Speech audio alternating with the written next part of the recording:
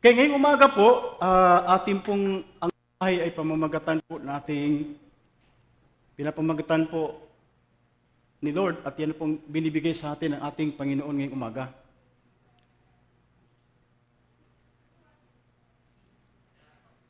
Ayan na. Nasa Ezekiel po tayo ngayon, chapter 38, verse 1 to 23. At ayaw mag-function yung aking remote dito. Ayan.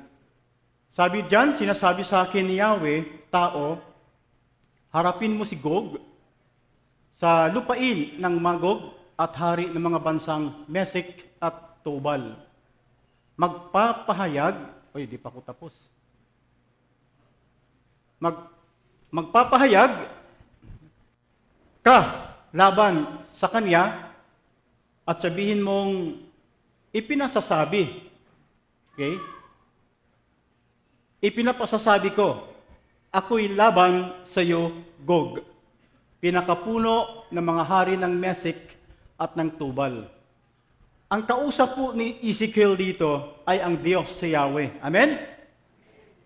During the Old Testament time, alam niyo po si Ezekiel, isa po yan sa mga major prophet na kinausap po ni Yahweh, yung Diyos, during the Old Testament time. At habang nag-uusap po sila, sabi po sa testimony ni Ezekiel na sinulat niya mismo sa kanyang book of Ezekiel, siya nagsulat, pero yung sinusulat niya, yan po yung mga sinasabi ni Yahweh sa kanya. At ito po ang sabi ng Diyos sa kanya, tao, harapin mo si Gog. Ang tinutukoy na tao dito si Ezekiel, okay? At yung Gog, alam po ba ninyo kung ano yung Gog? Kilala po ba natin si Gog? Kung sino yan? Alamin po natin ngayon yan, okay? Harapin mo si Gog sa lupain ng Magog. Alam po natin kung ano yung Magog. Kung yan po ay hindi po klaro sa atin, mamaya magiging klaro po sa atin yan. Gog sa lupain ng Magog at hari ng mga bansang Mesek at Tubal. Magpapahayag ka laban sa kanya. At sabihin mong, ipinasasabi ko, ako'y laban sa iyo, Gog, pinakapuno ng mga hari ng Mesek at Tubal. Kumbaga sa madaling salita, sabi po ng Diyos kay Ezekiel, Ezekiel, sabihin mo kay Gog, sabihin mo sa hari na yan, sabi niya, ako laban sa kanya, sabi ni Yahweh. Galit na ako sa kanya. Yan ang sabi ni Yahweh kay Ezekiel. Pagsabihan mo yung Gog na yan. Hello, kuha po ba natin? Parang tulog pa kayo, ha? Hello, kuha po ba natin yung mensahe?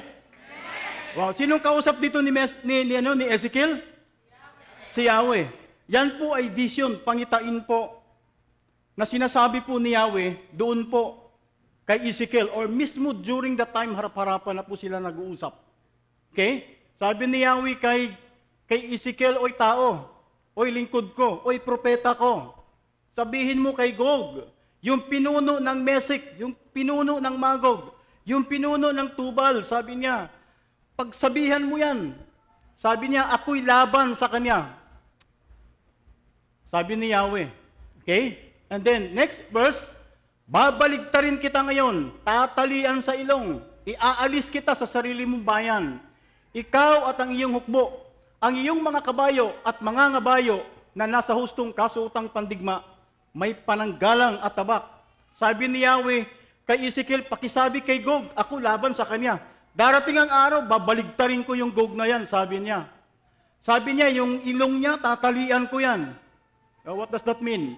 Sino may ilong dito? Pakitingnan yung mga ilong ninyo. Yan bang ilong ninyo, may butas o wala? Meron bang ilong na walang butas? Parang mahirap yun, ha? Okay. Sabi ni Yahweh kay Ezekiel, pakisabi kay Gog, yung pinuno ng Magog at saka ng Mesek Tubal, babaligtarin ko yan pagdating ng takdang panahon, sabi niya. Kahit na po sila ay malalakas, ang kanilang mga military equipment, meron sila yung kanilang mga military armament, yung kanilang mga kasuotang pandigma, kahit kumpleto pa sila, mga pandigma sila, may pananggalang sila at tabak, kumpleto sila sa lahat. Babaligtarin ko sila, sabi ni Yahweh. Pakisabi na lang po dyan sa Gog na yan. Sabi ng Diyos kay Ezekiel, kuha o kuha? Parang hindi pa rin kuha. Uuwi na ako.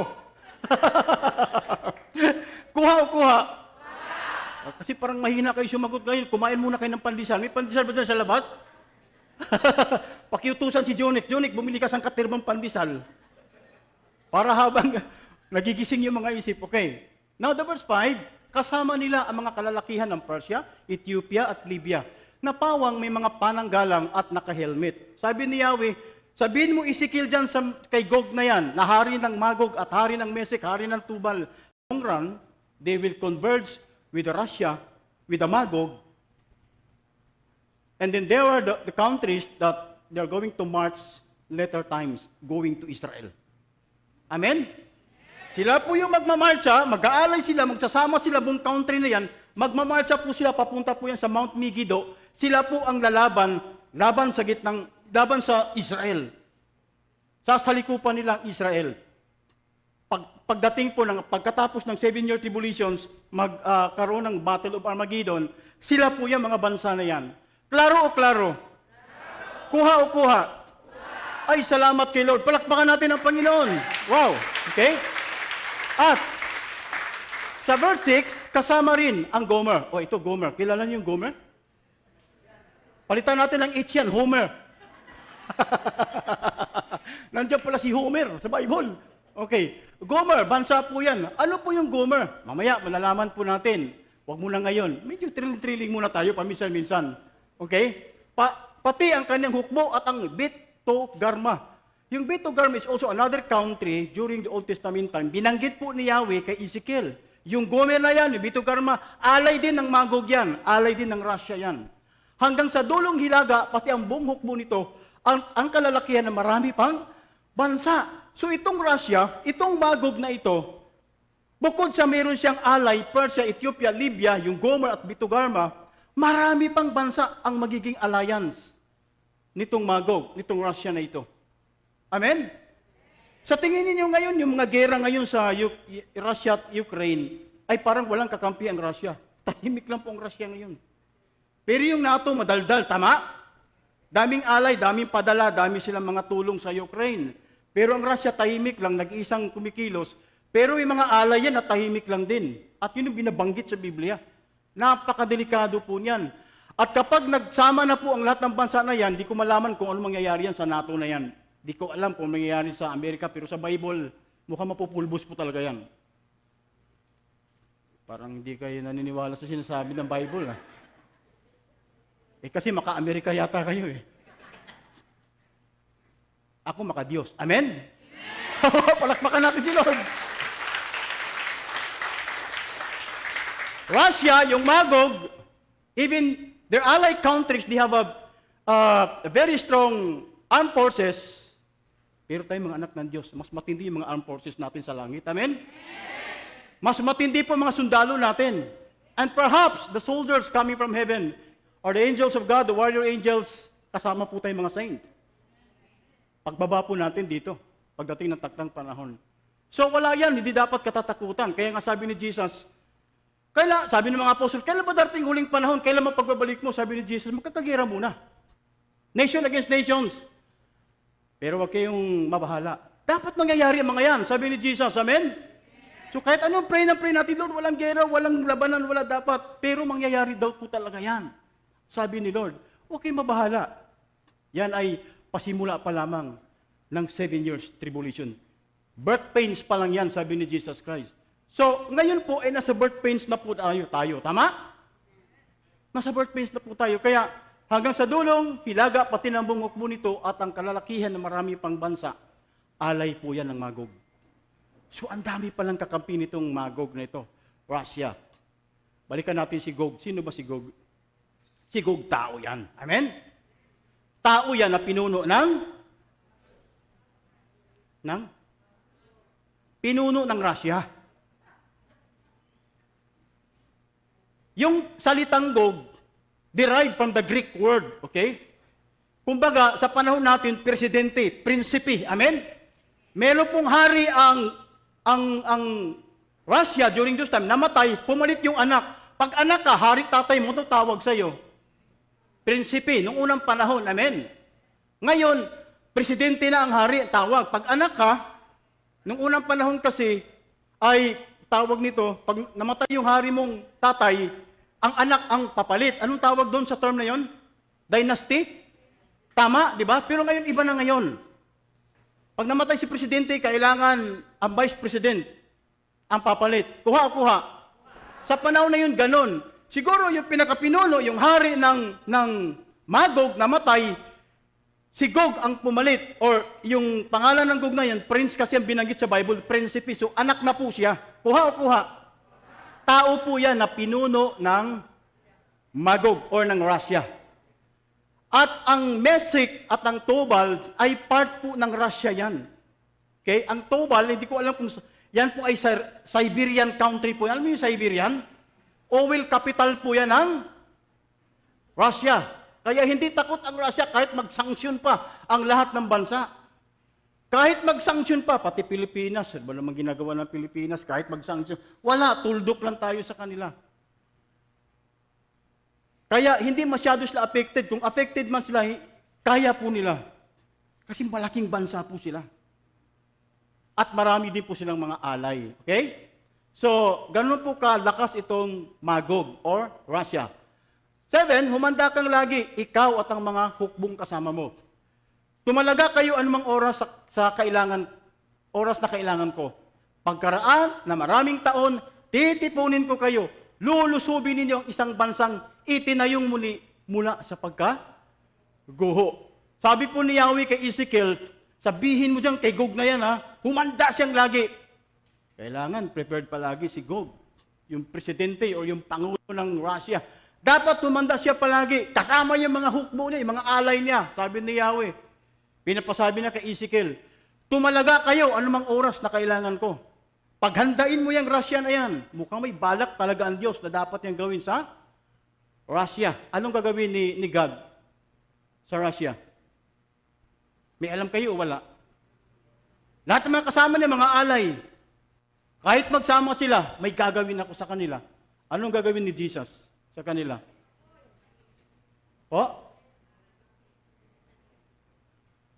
Mababasa po natin sa Book of Revelations, magpapaulan po ng apoy yan. Tama? Yung apoy nanggagaling sa kanyang bibig. Dahil pag nakita niya na sa salikupan na po ang bansang Israel, bababa po si Lord. Battle of Armageddon na yan, okay? Kanya pong pupugnawin ang apoy galing dito sa kanyang bibig. Yan po ang kanyang babala. At pinapasabi na kay Ezekiel. At ang katuparan po nito nasa Book of Revelations. Kuha o kuha? Parang hindi niyo pa rin kuha. Kuha o kuha? Palakpakan natin si Lord. Amen. Okay. Paghandain mo yan, sabi niya, pagkaraan na maraming taon, ilang taon na, ilang century nang dumadaan. Kailan pa po yung, kailan pa po sila nag-usap ni Ezekiel? 582 BC pa lang yan. 592 BC, nag-uusap sila. Kasagsagan po yan ang yung Israelita at si Ezekiel po yung propeta during that time, siya po yung pastor. Kumbaga sa time na yon, siya ang propeta, wala pang term na pastor sa Old Testament, propeta pa lang, siya yung isa sa mga lingkod ng Diyos, na sila po ay nabihag ng mga Assyrians, at during that time, sila po ay, ang Assyrians, nilusob ng Babylonia, natalo po na Babylonia ang Assyrian, kaya ang Babylonia, ang kumuha ngayon sa Israel, at nasakop din sila ng Babylonia. During that time, isa po si Ezekiel sa mga propeta. Kahit sila po ay captive or mga slave po sila ng Babylonia, tuloy po ang pagkikipag-usap ni Yahweh kay Ezekiel. Ito po ang mangyayari sa mga darating na panahon. Kuha. Kaya, humanda kang lagi ikaw at ng mga hukbong kasama mo. Pagsabihan mo yung Gog na yan. Tumalaga kayo anumang oras sa kailangan ko. Pagkaraan ng maraming taon, titipunin ko kayo. Lulusubin ninyo ang isang bansang itinatayong muli mula sa pagkaguho. Anong bansa ang binabanggit ni Yahweh dito na tumayong muli? Yes, Israel po yan. Alam niyo ba ang history ng Israel? Ang history po ng Israel. Alam niyo ang bansang Israel, mga lahi po ni Jacob yan. Amen? Si Jacob, kung mababasa po ninyo sa Old Testament, sa Book of Genesis, meron po siyang karisling. Sino yung karisling niya? Si Hulk Hogan ba yung karisling niya? Sino ba yung karisling niya doon? Si Hulk Hogan, sino ba nanonood ng wrestling dito? Parang ako lang yata nanonood ng wrestling dito ah. Parang takot kayo manood ng wrestling ah. Ba? Si Hulk Hogan, sino pa ibang mga wrestler na kilala ninyo? Si The Rock, di ba? Yung ba yung kaano ni Jacob? Karisling niya? Si Yahweh po yun, Diyos po yun. At Angel of the Lord ang tawag po sa ano na yun. Sa time na yun si Yahweh, Angel of the Lord. Alam niyo ba? Theophany po yan, ibig sabihin, si Jesus po yan, hindi pa nagkatawang tao. It is the God. Tinalo ni Jacob. Yung Diyos sa wrestling nila. At ang sabi ng Diyos, dahil natalo mo ako, sabi niya, mula ngayon hindi na Jacob ang pangalan mo, Israel ka na. Amen? Israel ka na. Pagdating naman sa Genesis chapter 35, kung di ako nagkakamali, binasbasan din po siya at uli, sinabihan po siya ni Yahweh, Israel na ang tawag sa iyo. So from Jacob, Israel na ang tawag ni Jacob. Naintindihan natin? Nung magkaanak po siya ng 12, sino yung mga anak ng 12? 12 tribes. Sino yung anak niya? Simeon, sino pa? Judah, Isakar, Zabulon, Naphtali. Dami yan, 12 tribes. Anak sa 4 na babae. Baka sabihin niyo, pwede pala mag-asawa ng 4. Nasa Bible pala yan, Pastor. Aba, si Jacob, 4 asawa. Aba, pwede pala akong mag-asawa ng 4. Bakit? Nasa Bible eh. Tandaan po ninyo, kung kayo dispensationalist or alam ninyo yung dispensational or doktrina na dispensationalism, panapanahon po yan. Sa mga panahon ng Old Testament, kulang pa ang tao, nagpadagdag pa po si Lord na maraming tao. Inaalaw pa po yung mag-asawa ka ng marami. Pero dumating New Testament, si Lord, one man, one woman na lang po. Naintindihan natin? Pero hindi pa rin ginusto ni Yahweh yung ginawa ni Jacob na nag-asawa po siya ng 4. Kaya yung 12 tribes, nung sila po ay naging tao na, magkalaban po sila yung original na anak na si Joseph lang, and then yung the rest, half-brother na lang ni Joseph. Tama? At yung 10 tribes, yung po yung Samaria, yung sa north. Yung si Joseph, yung anak niyan dalawa, si Ephraim at si Manasseh, yung po yung nasa south. Eh yung dalawang yan, si Joseph at yung 10 tribes, magkalaban po sila. Kasi yung 10 tribes, mga half-brothers po ni Joseph. Si Joseph po ang tunay na anak ni Jacob. Kuha. Sila po ay kinaptive ng Babylonia. Assyrian, una Assyrian, then Babylonian. Kalbo po sila. Pinagpapatay po sila ng mga Assyrians, yung mga Hudyo. Natalo po ng Babylonia ang Assyrian, sila ang sumakop ngayon sa Israel. Ngayon ang Israel, pinagpapatay din ni Nebuchadnezzar. Lahat, pinapahirapan. Si Daniel, kasama na po doon. Buhay Daniel, propeta na po. Si Ezekiel, sila si Jeremiah. Mga contemporary prophet po sila noon. Nandun na po sila. Pero pinahirapan po sila. Pagkatapos yung mga Hudyo, mga Israelita, pinagpapatay ng mga Assyrians, pinagpapatay ng mga Babylonia. Yung Babylonia, dumating na naman yung empire ng Persia, dilusob ang Babylonia, tinalo po si Nebuchadnezzar. So sino ngayon ang hahawak sa susunod? Yung Persia, yung Iran, during the time. Si Persia ang pinakamabait na bansa, ang tumulong po sa Israel. Pinababalik nila mga bihag. Tama? Pinauwi niya first batch, second batch, lahat. Jeremiah, Nehemiah, lahat pinauwi sila. Pagkatapos po niya, nakapagtatayo sila ng temple, si Esther, nangalan ng salita ng Diyos, pinaalalahanan po sila tungkol sa kay Moses na mga law na binigay kasi for 70 years captive po sila ng Babylon at ng Assyrian. Nalalayo po ang mga Israelita sa Diyos. Amen? Humihina po sila. They become very weak spiritually. Kasi nagiging slave po sila. Buti na lang si Esther nag-aral. Nag-aral po siya, inaral niya yung law ni Moses, kasi matagal na po yung law na yan sa panahon ni Moses, ano na po siya? Bago na lang po siya. Na priest po si Ezra, hindi siya propeta. Priest po siya. Inaral niya yung salita ng Diyos. Kaya, na-revive yung spiritual life ng mga Israelita. Kaya nakapagtatayo sila ng temple. Si Nehemiah, nung bumalik, nagtayo ng wall. Si Jerubabel, nung bumalik, naging gobernador ng Israel. So, unti-unti bumabangon ang Israel. Amen? Eh, dumating yung Greek. Tinalo ng Greek ang Persia. Si Alexander the Great, pinahirapan na naman ng Israel. Palagi pong kawawang Israel sa mga panahon. Old Testament hanggang ngayon. Naintindihan natin? Eh dumating yung Greek, dumating na naman yung Romano, yung mga Roman Empire. Pinahirapan na naman ng Hudyo. Pagkatapos ng Roman Empire, dumating na naman si Hitler. Anong ginawa ni Hitler sa mga Israel? Halos 10,000 na lang ang matitira sa mga Hudyo. Yan yung sinasabi dyan, pagkaraan, maraming taon, titipunin ko kayo, lulusubin ninyo ang isang bansang itinatayong muli. Kasi yung bansang Israel, nangihina na po yan. Lupa na lang po natitira sa kanilang bansa. Alam mo yung Israel, ang lupa nila ay Kanaan yan, di ba? From Egypt, dinala po sila sa Kanaan. Yung Kanaan, lahat ng mga tao dyan, mga Canaanites, pinagpapatay din ng mga Israelita. Sa pamamagitan ni Joshua, sila ngayon nakatira doon. Kaya yung Kanaan, ancient name yan ng Israel. Ngayon, Israel ng tawag. Kuha? Kuha. At maraming karanasan ng Israel. Bugbog sarado po sila sa Assyrian, sa Babylonia, sa Persia, sa Roma, sa Greek, sa Roma, at German, si Hitler. Holocaust, alam niyo yung Holocaust? Halos mauubos na po ang mga Israelita during the time.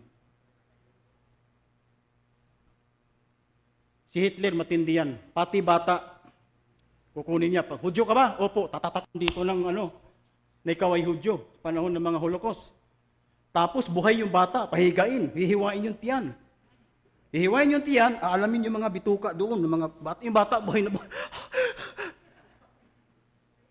Ganon po katindi si Hitler during that time. Pati yung mga matatanda, bubukahin yung mga tiyan. Ganon katindi ang pahirap na ginagawa ni Hitler sa panahon po ng mga empire. Ganon po nila kagalit, ganon po sila kagalit sa mga Israelita. Even until now, all Islam countries, galit na galit sa Israel. Anong dahilan? Dahil inagaw daw nila ang lupa ng mga Muslims. Kasi nga ang Kanaan ay lugar po yan ng mga Canaanites, which is composed of what? Philistine, Palestinian. Philistine, that was the ancient name of Palestinian, okay? Philistine, sino hari nung una yan? Si Goliath. Kuha. Parang tulog na naman mga tao ngayon dito, Homer. Di ba? Si Goliath, ang unang hari nila, malaking tao, di ba? Tinalo ni David. Philistinian po yan ngayon. Ano pa? Yung mga Jebusite, Ammonite, Hittites, Kittites, kasama niyo mga hindi nagtatites. Doon nakatira. Pinagpapatay ng mga Israelita. Di ba? Dahil dito nagagalit ang mga Muslims hanggang ngayon. Amen? Inagaw ninyo ang lupa namin. Kaya binakbakan din po sila ng maraming kalaban. Kaya humina po ang Israel. Purihin ang Panginoon sa panahon yata ni Elpidio Quirino or Quezon ba yun? Ang mga fugitive na mga Israelita na pinahirapan ni Hitler, tumakbo sa atin, kinlanlong natin. Kaya mayroon tayong Friendship Day. Amen? Israel at ang bansang Pilipinas, sabi ni Lord, ang nagpala sa aking piniling bayan, pagpapalain ko din. Amen? Kaya pinagpapala po tayo. Kaya ang Israel po, humina po talaga sila ng gusto. Sira ng tulay, sira ng mga bukid, wala ng agriculture, wala ng economic, wala ng mga leaders, wala ng senador, wala ng presidente. Tribo lang po sila. Tribal government. Hirap kung malakas yung ibang tribo, papatayin din sila. Ganun po kahirap ang mga Israelita. Pero ngayon, unti-unti na pong bumabangon ng mga Israelita. Amen? Ngayon po, super lakas na po ng Israel. Sabi ng Bible, itinatayong muli mula sa pagka-guho. Naguho po ang bansa ng Israel. Pero ngayon, super lakas na po ng Israel. Number 1 bansa na napakalakas. Even their armed forces, armament, all military equipment, napakalakas po nila. Yung eroplano ng kalaban, ito yung Israel, dumaan ka lang dyan, bungkag, sasabog ka.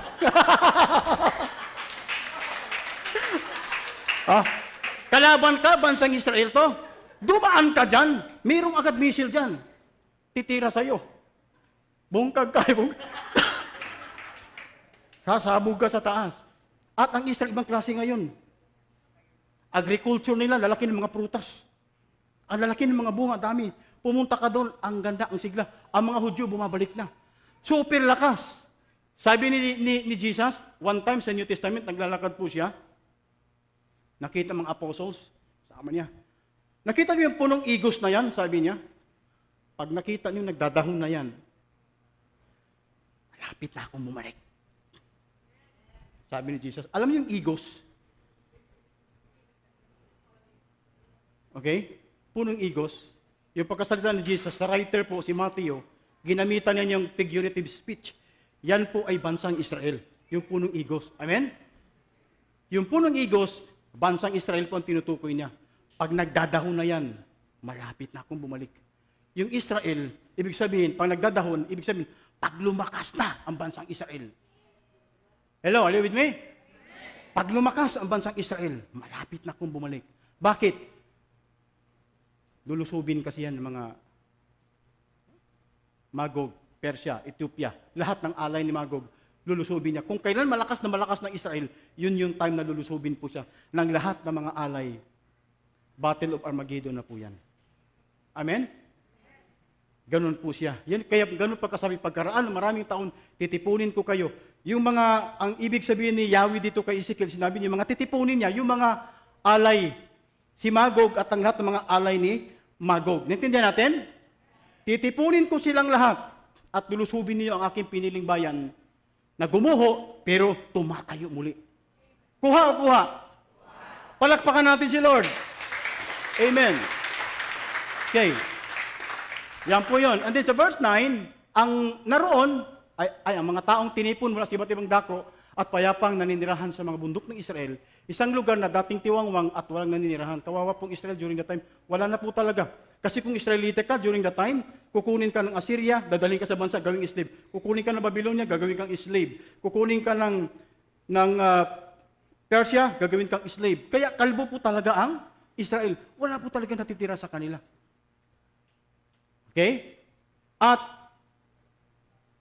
yung ibang nanirahan sa mga bundok ng Israel talagang ginagawa nilang slaves.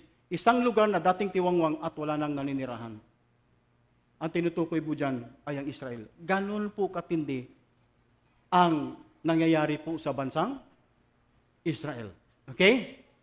Now, verse 9, sasagasaan ninyong parang bagyo ang lugar na yaon at kakalatan ninyong parang ulap. Ikaw ang iyong hukbo at ang makapal ng taong kasama mo. Sabi ni Yahweh kay Ezekiel, sabi mo kay Gog na yan, pinuno ng Russia na yan. Sinasagasaan nila ang pinili kong bayan. Parang bagyo. Yung lugar na yon, kinalatan ninyo ng mga maraming sundalo para kay mga ulap. Sabi ni Yahweh kay Ezekiel, ikaw at ang mga hukbo ninyo at ang makapal na taong kasama ninyo, sinasalikupan ninyo ang bansang Israel. Yan ang sabi ni Yahweh, okay? Ito ang ipinapasabi sa iyo ni Yahweh, Gog, sa araw na iyon, may papasok sa iyong isip at ikaw ay magbabalak ng masama. Ito na ngayon. Sino si Gog? Pinuno ng Russia. Darating ang araw, yung pinuno ng Russia. Sasabi sa kanilang sarili, sasalakayin ko ang mga mahihinang bansa. Alam niyo, ang Russia, napakalakas po na bansa niyan. Malaki po yan. Tahimik lang ang China, pero alay nila yan. Kuha? Tahimik lang ang India, pero alay nila yan. Tama? At marami pa sila, Africa, Sudan, Muslim Confederation, alay po nila yan. Okay? Papasok sa isip ni Gog o pinuno ng Russia na sasalakayin niya ang mga mahinang bansa. Ang Ukraine po, okay, mahinang bansa po yan. Hindi po yan malakas. Kuha o kuha? Ikumpara mo sa Russia. Malakas na malakas yan. Ukraine. Nagkaroon po na kasunduan sa 1930, yung pong Ukraine at ang Russia. Nagkaroon po ng tinatawag na butuhan. During that 1930s, kung di ko nagkamali, na ito pong Ukraine ay hihiwalay na sa Russia. Kasi ang Ukraine is part of Russia po yan. Pinayagan naman sila ni Gog, pinuno ng Russia during that time. May pirmahan pa nga sila eh. Ang pirmahan nila, nasa memorandum, o Budapest Memorandum, okay? Nakaukit yan doon, pumirma si Gog, yung pinuno ng Russia, at yung Ukraine. Nahiwalay. Pero ngayon, sabi ni Gog, ni Putin, sabi niya, ang Ukraine ay hindi yan bansa. Okay? Ukraine is not a legitimate country, sabi ni Putin. Because that country is created by Vladimir Lenin, yung pinakauna nilang Gog. Naintindihan natin? Pinakauna nilang Pangulo. Kaya ngayon, amin yan. Kaya kukunin namin yan uli. Yan ang sinasabi ni Putin. Iayaw ni Ukraine. Kaya nagkagera sila ngayon. Kuha o kuha? Wala na po sila mga armas ngayon kasi during the Budapest Memorandum, pumapayag ang Russia na hihiwalay ka sa amin, huwag ka nang gumawa ng nuclear. Amen? Kaya lahat ng nuclear ng Ukraine, inano nila yan. Sinurrender na hindi na sila gumagawa ng mga nuclear. Kaya, mahina po talaga yun. Kaya, nanganawagan si Zelensky nung siya po ay nilusob na ni Russia, di ba? Tulungan niyo kami, mga NATO. Kasi ako may balak makipag-member sa inyo. Kuha o kuha? Ito naman mga NATO, ayaw mag-decide kaagad. Pero gustong-gusto nila magiging kanila ang Ukraine. Magiging part ng ally ng NATO. Kasi ang Ukraine po, mula sa Russia, papuntang Israel, dadaan na po yan dyan. Dadaanan po yan. Hindi po papayag talaga ang bansang Russia na makuha po ng NATO yan. Kaya babakbakin niya. Dudurugin niya ang mga mahihinang bansa. Yan ang sinasabi po ng Bible. Magbantay po tayo sa mga susunod na panahon. Kapag natalo po dyan si Ukraine, yung ibang mga mahihinang bansa, kukunin na rin po yan ng Russia. Yung mga Latvia, Belarus, sa kanila yan, di ba? Latvia, Poland, lahat yan, Swedish, lahat yan, kasama po yan ng Russia. Humiwalay din po yan, pero may balak pong kukunin si Gog sa mga darating na araw pag nakuha na yung Ukraine ulit. Pulbos na po ang Ukraine ngayon. Ang mga syudad, lahat. Kawawa po mga bata dito. Amen? Kawawa mga civilians dito. Naghihiwalay na po ang mag-asawa dito dahil ang mga lalaki hindi makalabas. Ang mga babae,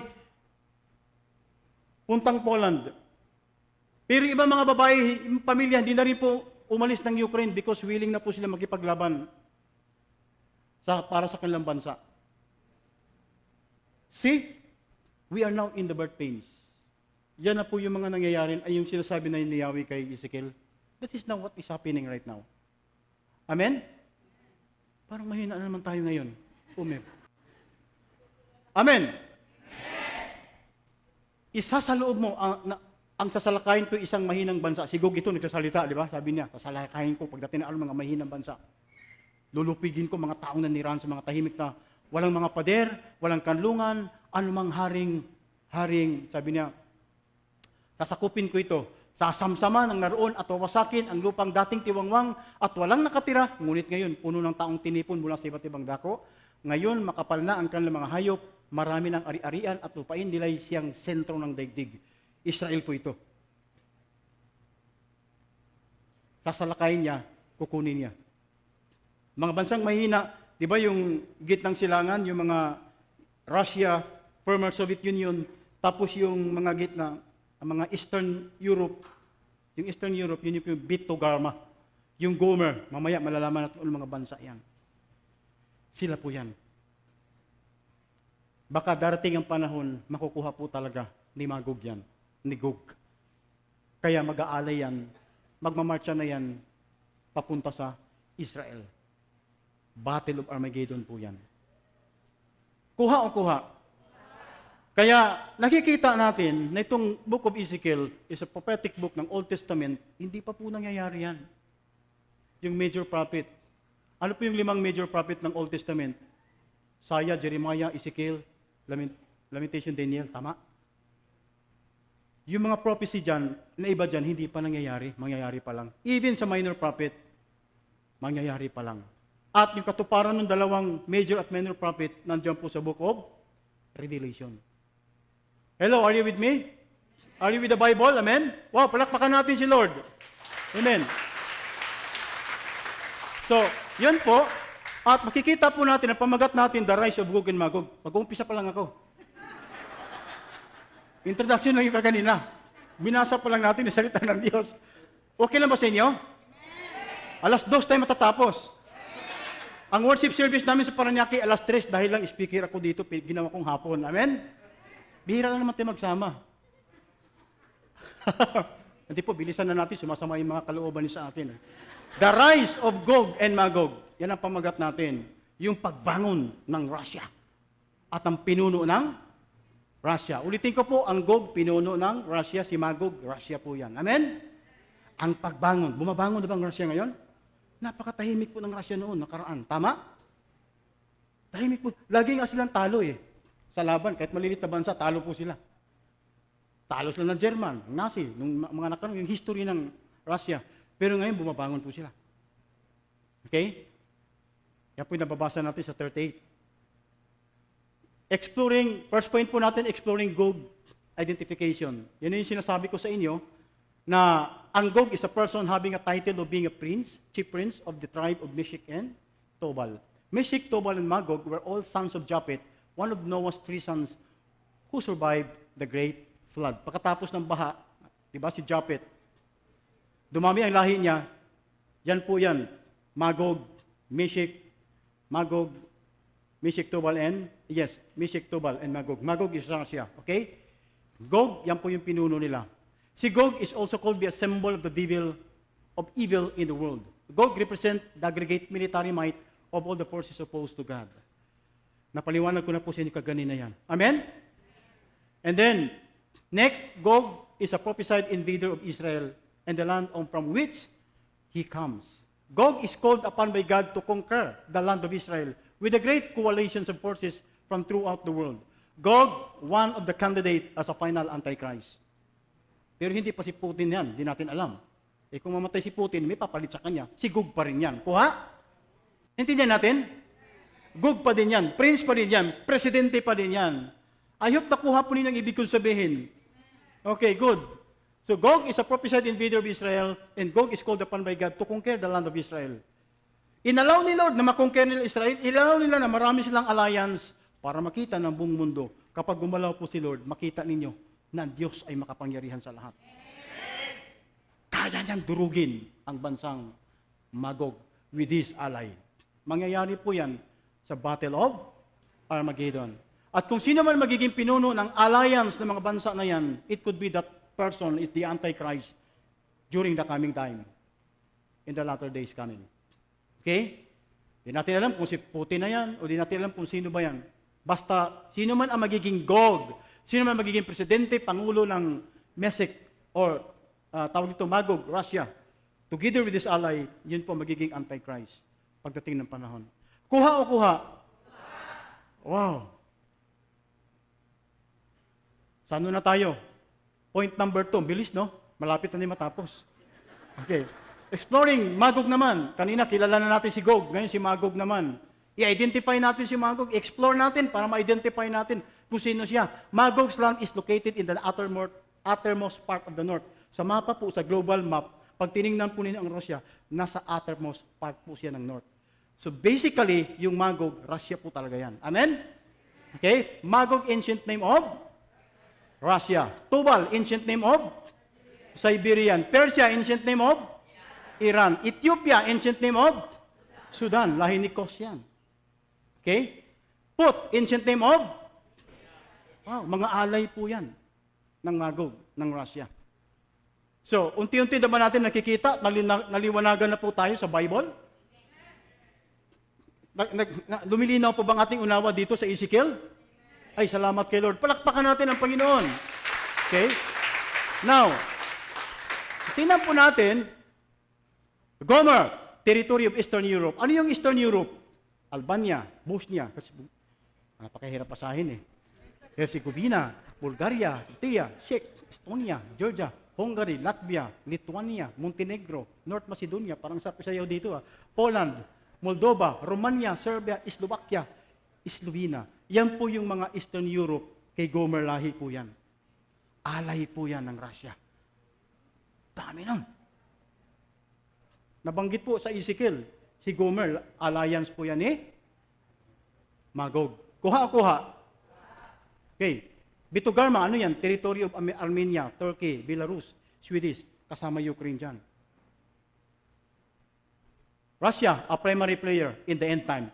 Totoo ba? Yes, primary player po ang Magog in the end time. We are now in the end time. And in fact, Magog is now rising up. Amen? Bumabangon ngayon, kumikilos po ngayon. So yun yung mga babantayan po natin. Okay? Maliwanag na po ba sa atin yan? Amen. Now, lost 10 tribes of Samaria, Western Europe, NATO. Sino yan? Belgium, France, Ireland, Luxembourg, Monaco, Netherlands. Sama ng Amerika dyan. Mga lost 10 tribes po yan. Mga Samaritan po yan. Matatandaan po nila ang Persia. Pagkatapos po nila maagaw ang Israel mula sa Babylonia kay King Nebuchadnezzar, si Cyrus, di ba? Pinauwi niya lahat ng mga Israel sa bansa nila para bumangon na sila. Si Cyrus, si Darius, si Xerxes, si Artaxerxes, si pang-apat na emperor ng Persia, pinauwi po sila. Ang umuwi, mga Hudyo lang. Amen? Pero yung Hudyo na tinutukoy dito, yung mga anak ni Joseph, mga Ephraim, Manasseh, sila lang po yung umuwi, yung mga lahi nila, yung insin nila. Hindi umuwi ang 10 tribes sa Israel. Nangalat po sila sa ibabaw ng ito yung Israel, kunyari sa mapa. Kamay ko ito, pero gawin natin Israel. Ito sa ibabaw, yan yung Europe. Ang mga nakatira dyan, yun yung mga Samaritan na hindi na bumalik. Sila po yung Western Europe ngayon. Kuha o kuha? Kaya may mga tao na sa mga lupa na yan. Sila po yan. Okay? Malinaw o malinaw? Okay. Now, ayan, United Kingdom, isa po yan sa United Kingdom, mga British yan, tama? At ang British po, hindi ko na sinang Australia. Ang Australia po ay talagang colony po yan ng United Kingdom. Sila po kasi ang nag-explore ng Australia. Kaya ang Australia, United Kingdom, galing po yan sa mga lahi ng Samaritan, 10 tribes. Okay? Ang original na anak dito ni Joseph, si Manasseh, at si Ephraim na anak ni Joseph. Si Joseph po. Sila po yung mga Hudyo talaga. Okay? Not all Israelites are Jew. Kasi ang 10 tribes dyan ay Samaria or Samaritan. Okay? But they are called Israelite. Pero yung tunay na Jew, yun lang po talaga yung anak ni Joseph. Yung nakatira ngayon sa Judah. Dahil hindi na po bumalik ang 10 tribes, nung pinabalik sila ng Persia, yung 10 tribes, yung Judah, ay yung Samaritan na bakante, sila na po ang sumakop. Naintindihan natin? Sila na ang sumakop, kaya talagang Hudyo na po ang tumira sa buong Israel. Sa unahan naman, ay mayroong lupa ang Palestine, Philistine, inagaw din po nila, kaya nagkagiyon na ng gera. Kasi utos naman, land of the promise po ni God Yahweh sa kanila yan. Tama? The whole bansang Kanaan. Hello, are you with me? Gising pa po tayo? Yes. Okay, I hope na-pick up po natin. Now, exploring Israel identification ay paliwanag ko na po sa inyo yung kaganina. Amen? The patriarch Jacob was given the name of Israel. Sa Genesis chapter 32, Genesis 35, basahin niyo lang. 12 tribe of Israel took the positions of the promised land of Canaan under the leadership of Joshua. And then Canaan, ancient name of Israel po yan. Dati, Kanaan po yan, Canaanites. Ngayon, Israel na po, kasi Israelita na po ang umuukupa, yung mga Hudyo. So, ayan na po. Binanggit ko na po sino kaganina yan. Yung Gog and Magog will invade unwilled villages. Gog and Magog will attack a peaceful nations and unsuspecting people. Gog and Magog will come in the far north with many nations with them, with a mighty army. Gog and Magog will advance against the people of Israel, the chosen and elected nation of God. When Gog and Magog attack the land of Israel, the hot anger of God will be aroused. Okay? Battle of Armageddon na po kagad yan. Nabanggit ko na po sa inyo yung kaganina. Ngayon ko lang pinakita sa inyo yung screen. Kala ninyo, matatapos tayo ng alas 2, ha? Mautak ito eh. Amen, amen? Wow! Palakpakan natin si Lord. Ano pa? Meron pa tayong kasunod. End time event. Next time po. Abangan po natin ito. Nasa birth pains na po tayo ngayon. Okay? Pagkatapos rapture, pagkatapos 7-year tribulation, and then battle of Armageddon, yun na po yun. Yung sinasabi sa Ezekiel.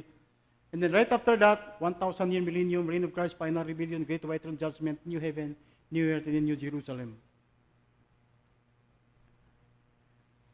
Kaya malapit na po tayo. Nasa birth pain po tayo ngayon.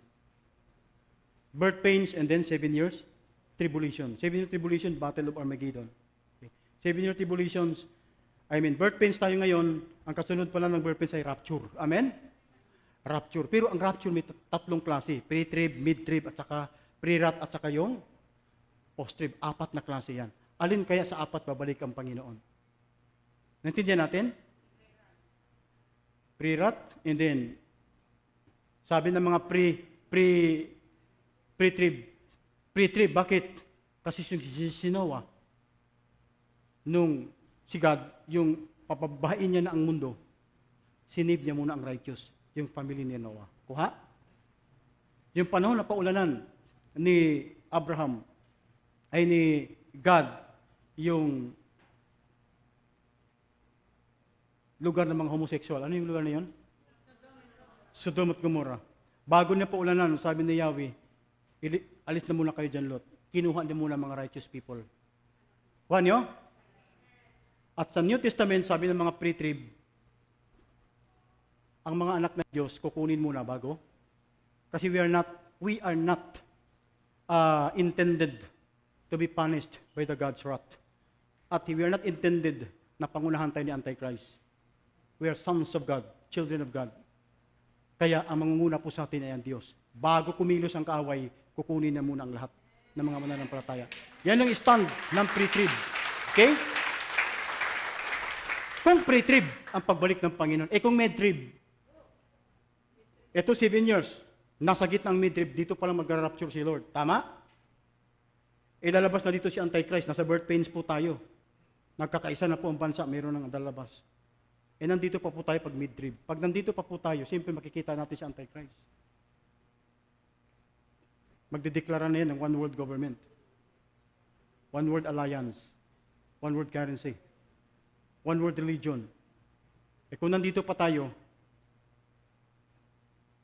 sakop tayo sa mga, alam mo po yung mga, ano ngayon, yung mga bansang na mga tinatawag na concentration camp. Ang concentration camp para doon sa mga terrorist. Pero sa totoo lang, concentration camp, pagdating po ni Antichrist, para po yan sa mga terrorist. Ang tawag po sa mga believers, terrorist, sa mga panahon na yan. Ilalagay mo na tayo sa concentration camp, doon po tayo pahirapan. Lahat ng mga hard labor, doon po tayo. Hanggat sa aminin mo, nasasamba ka na kay Antichrist pag hindi mo na kaya. Hanggat sa ikaw, pag hindi mo na kaya, gutom ka na, di ka makabili, magpapatata ka na dito ng 555 sardines mackerel. Ay, sardines mackerel. 666. Pero yung 666, hindi talaga 666 ha. Pangalan po ng tao yan. Vladimir Putin. Hindi naman 666 si Vladimir, di ba? Baka yan ay ano. Hindi natin alam, kaya pag-aralan po natin yan. Kung sino yan. Kung meron ka ng tatak ngayon, hindi ka na rin makapasok sa langit. Mangyayari po yan kapag mid-trib ang dating ng Panginoon. Saklaw po tayo paghihirap ni Antichrist. Ngayon, 7 years, dito po yan mid-trib. Kuha? Mula sa mid-trib, gitna, mid-trib, ito, post-trib. Sa gitna, pag dito babalik si Lord, ang tawag po niyan, pre-wrath, rapture position. Kuha nyo? Yung 7 years, mid-trib, pre-trib, mid-trib, itong between ito po yung wrath of Antichrist. Intindihan natin? Ito yung galit ni Antichrist, kaya magbubuo po siya dyan ng One World Alliance. Kung nandito pa po tayo, kung mid-trib si Lord, kawawa po talaga tayo. Kaya mga pre-trib, kung makuha po yan, ang mga believers, ang mga matitira dyan, yung mga left behind, yung mga hindi mananampalataya, ang mga left behind sa pre-trib, sila po yung pahihirapan. Nakuha natin ni Antichrist, kung dalating si Antichrist, kung wala ng mga believers, ang mga left behind ang mahihirapan po. Kaso ang mga left behind, hindi po lahat ng left behind ay hindi po sasampalataya. May mga left behind na hindi po talaga sasampalataya kay Antichrist. Sila po yung pahirapan. Hindi sila magpapatatak kasi nakarinig sila ng salita ng Diyos. Intindihan natin? Hindi sila magpapatatak. Hindi rin po sila sasamba sa mga larawan, di bulto yung tatay ni Antichrist. Sila po yung hahabulin. Yung mga left behind. At sila din po yung mga pupugutan ng ulo, yung mga left behind na hindi sasampalataya, pupugutan ng ulo. Sila po yun. Hindi po yung rapture saint. Kasi ang rapture, mga believers na rapture na sa left behind, mayroon pong mga ano dyan, mga maliligtas po dyan. Sila po yung mga martyr o mga tribulation saint na pinugutan ng ulo. Kuha. Pag pre-trib, pag mid-trib, lahat tayo, believers or tribulation saint. Rapture saint, wala pa po tayo, nandun pa po tayo. Kaya sa mid-trib, kung pre-rat po darating si Lord, yung mga nababasa po ninyo sa Revelation na 7 trumpets, 7 vials, 7 Vial, 7 trumpet, dito po yan mangyayari, mga bituin, mahulog, may araw mahulog, pre-rapture position, kung doon pa lang babalik si Lord, baka yung buwan mahulog sa atin. Kung ang belief mo ay pre-rat ka, umanda ka na, may buwan na darating mahulog sa ulo mo. Pati mga bituin, malaglag, mga bato sa langit, malalaglag, mangyayari po yan sa second half ng 7-year tribulations. Kaya pag nahulog na po yan, sabi ng mga pre-rat rapture position, si Lord mag-rapture na, kukunin na ang mga mananampalataya. Kaso nahulugan ka na na bituin. Nahulog ng buwan sa'yo. Kaya ang saklap naman nun, di ba? Si Lord, sa Old Testament pa lang, sinave niya na mga righteous bago po magpababa ng mga kahirapan. Lakpakan natin si Lord. Yung iba naman, post-trib. Pagkatapos ng 7 years, post-trib ang dating ni Lord. So, lahat ng believers, dadaan ka sa kamay ni Antichrist, dadaan ka din sa kamay, sa galit ng Diyos. Sino mga post-trib dito? Ang tatapang nyo. Di ba?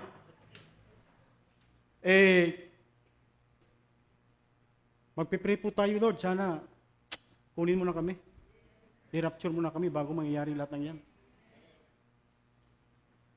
Then pagkatapos yung Battle of Armageddon, yun na yung mga sinasabi ko, mangyayari na po yan. Okay? And then, sabi ng mga estudyante ng BBC, paano mangyari yan, Pastor? Sira-sira na ang lahat kasi gera yan eh. Di ba? At nahulog ng mga buwan, mag-Battle of Armageddon, bababa si Jesus. Huliin yan si Antichrist, huliin yung mga false prophet, huliin yung mga masamang tao, mga alay ng mga countries. Diretso na yan sa sa lake of fire, tatapon niya na kagad. Si Satan, which is behind Antichrist, ay itatapon niya doon sa bottomless pit. So pag niya, sabay itatayo niya ang kanyang 1,000-year millennium. Kung na-rapture ka na, nasa langit ka na. Pagbaba ni Jesus, bababa ka din. Patay ka na, na-resurrect ka, na-rapture-resurrect ka, pagbaba ni Jesus, bababa ka din. Maraming tanong dyan, Pastor, ganun ba talaga mangyayari sa mga Christian? Ibig sabihin niyan, Pastor, glorified body na tayo. Kasi na-change na ang life natin eh. Nasa lahat tayo, bumaba tayo ulit. Battle of Armageddon, maghahari po siya 1,000-year millennium. Sabihin ko po sa inyo, itong 1,000-year millennium, kakaibang panahon po ito. Magsasama po dito ang living nature, yung survival ng 7-year tribulations, yung mga survivor po dito, mabubuhay dito sa 1,000 year, manganganak pa po na marami. Tayo namatay po, muling nabuhay, dinala ulit pababa ni Lord, papunta dito. Ibang panahon po yan. Kakaiba po ang 1,000 year millennium. Si Lord po ang maghahari dyan.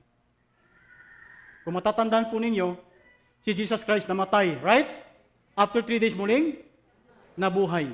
Nagiging, hindi pa siya glorified body, pero hindi siya magpapagalaw kasi muli siyang nabuhay. Nung muling nabuhay si Jesus Christ, sinong kasama niya? Yung mga living nature. Yung hindi pa dumanas ng kamatayan. Kuha?